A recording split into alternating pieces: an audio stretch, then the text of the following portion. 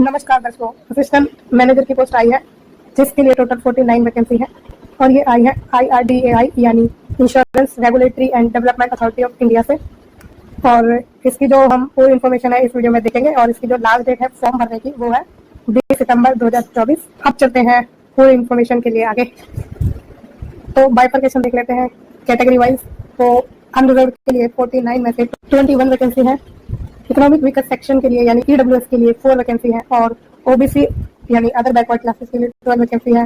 फिर SC यानी schedule caste के लिए 8 वैकेंसी है। ST यानी शेड्यूल ट्राइब के लिए 4 वैकेंसी है और आपकी टोटल है 49 वैकेंसी। अब बढ़ते हैं हम। तो इसमें जो है एस्ट्रिक मार्क करके दिया है कि 5 post each for actuarial finance law IT and research stream earmarked to be filled by candidate with professional qualification. ठीक है, 5 पोस्ट जो है इन सभी डिसिप्लिन में है। ठीक है, जो प्रोफेशनल क्वालिफिकेशन लगते हैं उनके लिए है। और इसी में 3 वैकेंसी है PWD के लिए रिजर्व की है। हॉरिजॉन्टल रिजर्वेशन उन्हें दिया गया है। ओके, तो मैंने आपको बता ही दिया है इसकी लास्ट डेट 20 सितंबर और इस एग्जाम की डेट है वो आपको बाद में बता दी जाएगी। और चलते हैं आगे। एज लिमिट में है आपकी 21 साल से 30 साल के बीच में।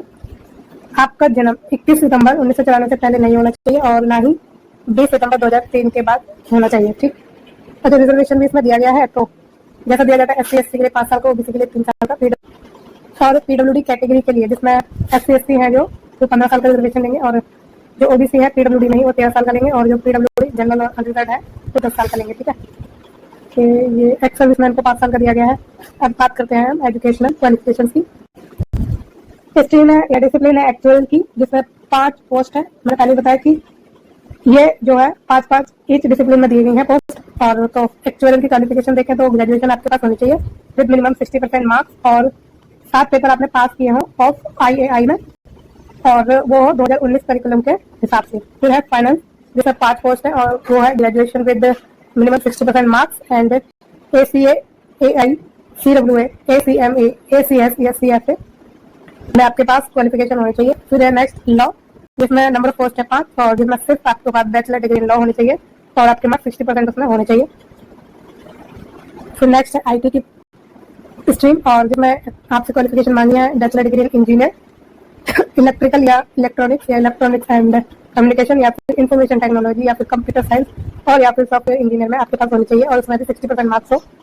नहीं तो आपके पास मास्टर इन कंप्यूटर एप्लीकेशन हो विद 60% मार्क्स या फिर bachelor degree in any discipline, किसी भी डिसिप्लिन में आपके पास बैचलर डिग्री है with post graduate qualification 2 year duration in computer.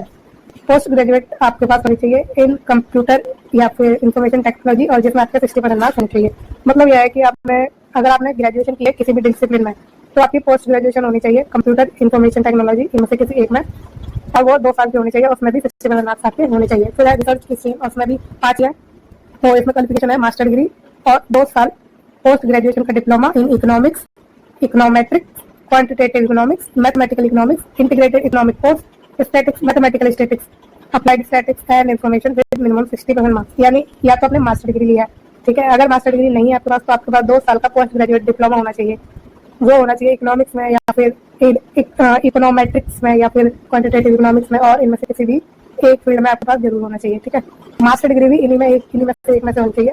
तो नेक्स्ट है जर्नलिस्ट जिसमें 24 पोस्ट है और इसमें सिंपल आपसे ग्रेजुएशन मांगी है जिसमें आपके 60% मार्क्स होने चाहिए। अच्छा, पोस्ट का नाम जो है वो असिस्टेंट मैनेजर का ही है, स्ट्रीम अलग अलग है। अब आपके पास कंप्यूटर ऑपरेशन की नॉलेज भी होनी चाहिए। फिर नेक्स्ट बात करें तो CGPA आपको पता ही है इसमें क्या क्या है, वो दी गई है 60% मार्क्स आपके होने चाहिए। इन शॉर्ट ये कहा गया है इसमें। तो सिलेक्शन प्रोसेस जो आपका होना है उसमें एग्जाम होगा आपका ऑब्जेक्टिव टाइप का और डिस्क्रिप्टिव टाइप का और फिर इंटरव्यू होगा। यानी 3 फेज होंगे। पहला होगा रिटन टेस्ट जिसमें ऑब्जेक्टिव क्वेश्चन होंगे, दूसरा डिस्क्रिप्टिव क्वेश्चन वाला रिटन टेस्ट होगा, फिर तीसरा है इंटरव्यू। अब जो qualifying examination to be eligible, ठीक है, जो क्वालिफाई करेगा फर्स्ट और सेकंड में तो जाएगी। तो अब जो दूसरा फेज है जिसमें डिस्क्रिप्टिव एग्जामिनेशन होना है उसमें 3 पेपर होंगे, पेपर 1, 2 एंड 3। ठीक है, अब आगे बढ़ने से पहले मैं आपको एक बात बता दूं कि जो आपका ये फेज 1 है वो आपका क्लियर हो जाता है। ठीक है, तो आपको फेज 2 के लिए बुलाया जाएगा।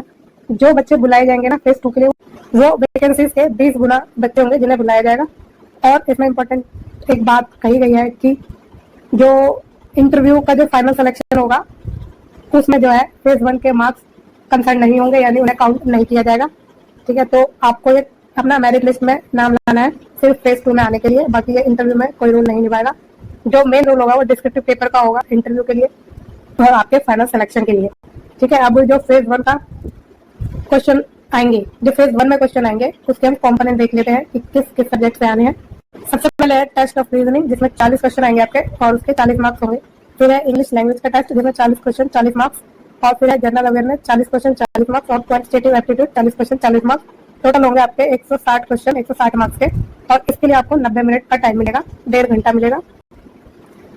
ठीक है, और a candidate has to qualify in each of the 4 objective test. हर एक टेस्ट में आपको क्वालिफाई करना है separately and also in aggregate as per the cut off for each test. ठीक है, आपको कट ऑफ मार्क्स एकदम अच्छे लाने पड़ेंगे। अब आपका फेज 1 का जो पेपर है वो इंग्लिश और हिंदी दोनों लैंग्वेज में होगा एक्सेप्ट इंग्लिश लैंग्वेज की। ठीक है, फिर है the score of phase 1 online preliminary examination will be computed by adopting the following procedure. तो there will be negative marking for wrong answer in objective test, जो कि होगी 143 आपकी नेगेटिव मार्किंग होगी। और नंबर ऑफ क्वेश्चन आंसर करें कि भाई कैंडिडेट कंसीडर। ठीक है, तो ये तो जनरल चीजें दी गई हैं कि जो कंडीशन होती है पेपर में। फिर डिस्क्रिप्टिव एग्जामिनेशन की बात करें तो candidate must appear for all 3 paper. 3 paper होंगे ना आपके फेज 2 में, तो तीनों में आपको प्रेजेंट होना है और टाइम टेबल इंटीमेट किया जाएगा आपको। ओके, अब इसका पेपर की बात करें तो पहला पेपर आपका होगा इंग्लिश का। ठीक है, जो डिस्क्रिप्टिव होगा और इसके 100 मार्क्स होंगे और इसके लिए आपको 1 घंटा यानी 60 मिनट मिलेंगे। दूसरा पेपर होगा economic and social issue impacting insurance का, इसमें भी 100 मार्क्स होंगे और जिसके लिए आपको 60 मिनट मिलेंगे। तीसरा पेपर होगा इंश्योरेंस एंड मैनेजमेंट, ये भी 100 मार्क्स है और 60 ही मिनट है। ठीक है, आपका जो सिलेबस है एनेक्स 2 में दिया गया है, तो ये पीडीएफ आपको इस वीडियो के डिस्क्रिप्शन बॉक्स में मिल जाएगी, वहां से जाके आप अपना सिलेबस चेक कर लेना। और test will be conducted in English and Hindi except English language, तो ये भी आपका दोनों ही लैंग्वेज में होगा सिवाय इंग्लिश लैंग्वेज के। फिर इंटरव्यू की बात करें, candidates who have been shortlisted in phase 2 descriptive examination only will subsequently be called for an interview और IRDAI shall notify the exact venue, its address, time and date of interview later on IRDAI website पे आपको बता दिया जाएगा कि interview कब कहाँ और कैसे होना है। अब बात करते हैं नेक्स्ट के पे स्केल की, इसमें बात कही है। ओके, स्टार्टिंग बेसिक पे आपका 44,500 पर मंथ होगा। अब जो initially monthly gross enrolments for assistant manager होगा वो 1,46,000, हाँ मतलब wow handsome amount of salary, right, मतलब 1,46,000 रुपये एक्सक्लूडिंग क्वालिफिकेशन अलाउंस। ओके, ये सिर्फ आपका ग्रॉस है और इसके अलावा आपको qualification allowance what wherever applicable, जहाँ भी एप्लीकेबल होगा वो भी मिलेगा, तो मतलब काफी अच्छी सैलरी मिल रही है आपस में।